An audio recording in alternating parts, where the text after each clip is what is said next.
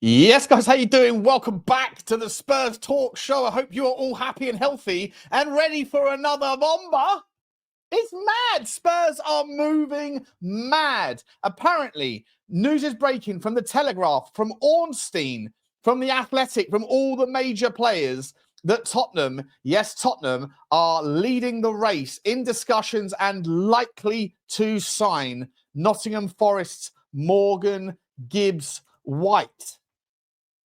Just 24 hours after, not even 24 hours after the deal has been agreed to bring Mohamed Kudus to Tottenham, Tottenham are about to move for Morgan Gibbs-White. And, by the way, that doesn't mean the end of the Johan Visser story. Tottenham are up for it. Tottenham are up for it. This can only mean one thing, in my opinion, guys. It can only mean one real thing. There must be money. The injection of capital must have been placed into the club. We just don't know about it yet. They're going to wait until after the end of the window so as not to let everybody know that they've got money to spend. But the money is here now. Surely that's the only way of it doing, because if Tottenham really are going to sign Morgan Gibbs-White, which is going to cost, in my opinion, a club record transfer, and they're also going after a Johan Visser who plays in the forward line, then that's going to be somewhere in the region of about 140, 150 million pound worth of spend on top of the Mathys Tel deal, on top of the Danzo money, on top of the Kota Takai money. Plus, we're still looking for another midfielder, and more of a kind of a 6, I would hope, unless, of course, Morgan Gibbs-White is being thought of about being positioned in an 8 role. We're going to have to talk a little bit about the kind of complexity of where does Morgan Gibbs-White fit in. But before we get into it, guys, please smash the like button for me if you enjoy these here updates. Hit the subscribe if you haven't already. Hit the notification bell and drop some comments. Let me know your thoughts. Let's start by showing you the Telegraph story here. Is it on the screen? I think it is. Here we go. Tottenham target Nottingham Forest's Morgan Gibbs-White.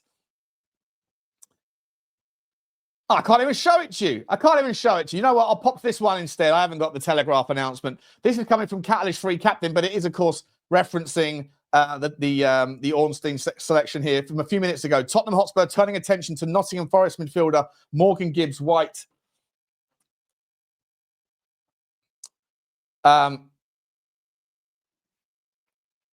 Head coach Thomas Frank is a long-term admirer of the 25-year-old, and Spurs will try to convince the England international to join if a deal can be agreed. Now, this morning, there were leaks and stories out suggesting that actually Manchester City had also struck agreements with Morgan Gibbs-White. But as I'm saying right now, I'm sitting here looking at my Twitter. The Spurs Express are saying that DT Athletic, Daniel Taylor, who's a senior football writer for the Athletic, he is saying that Morgan Gibbs-White to Spurs looks likely at this stage. Now, it'd be a wonderful coup to get in front of Manchester City for the player. So I'll take a little look, though, right? We have to go on to Transfer Market to take a little gander at the player. He's clearly an attacking midfielder. To me, he's always been a 10. He's not an 8, although he can play as an 8. He can also play as a right winger.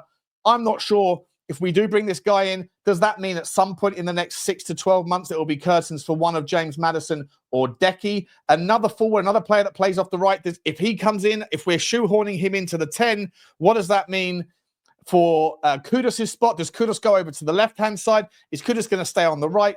Johnson, Solomon, Son, Tel, Decky, Maddison, Gibbs-White,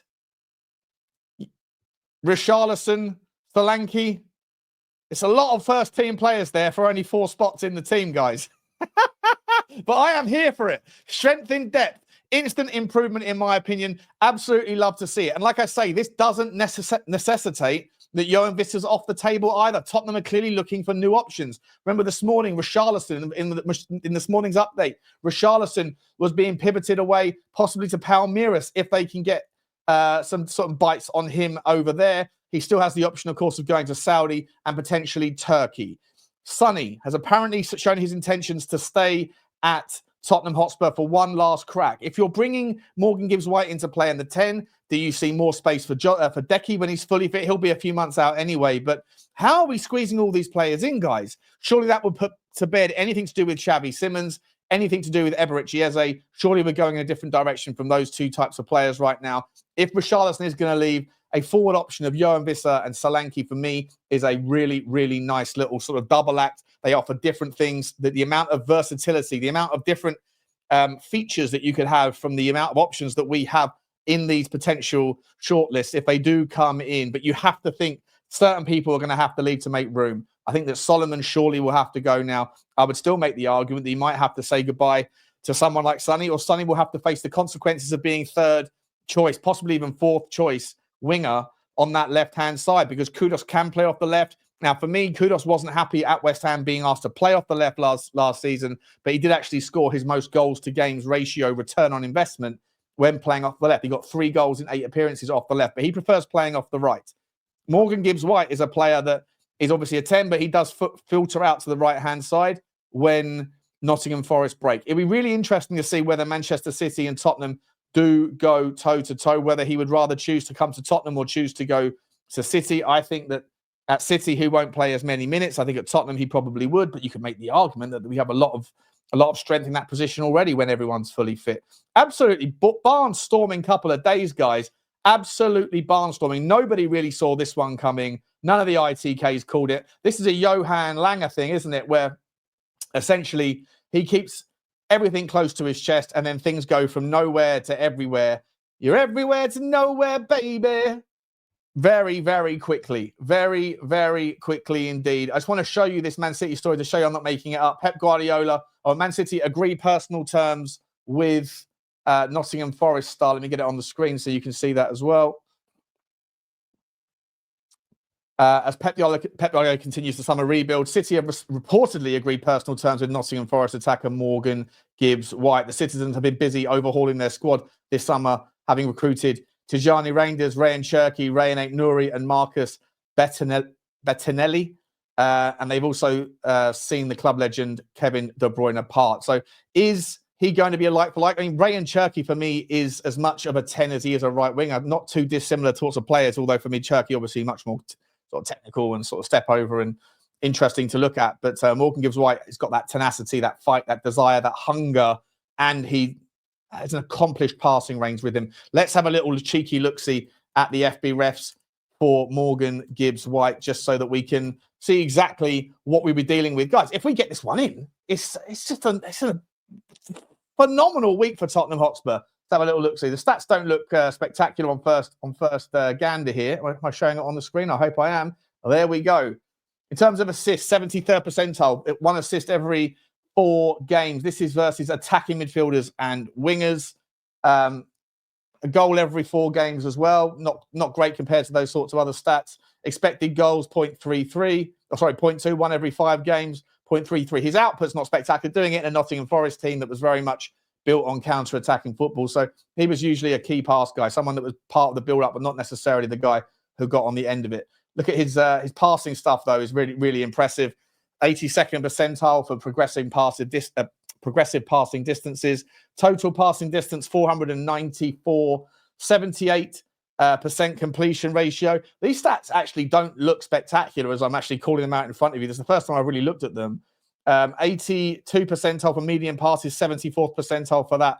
It's not sensational stats as we go through it. It's pass types, through balls, likes a through ball does Morgan Gibbs-White, which is obviously really crucial when you're doing that sort of horseshoe football, when you're trying to break teams around, and we all like someone who can switch the play. Maybe this guy could actually play as a sort of deeper lying 10 and maybe play alongside a Decky, alongside a James Maddison in games where you're looking for that extra creative sort of bust, where you're trying to break down stubborn teams, but you don't really face that necessary transitional onslaught.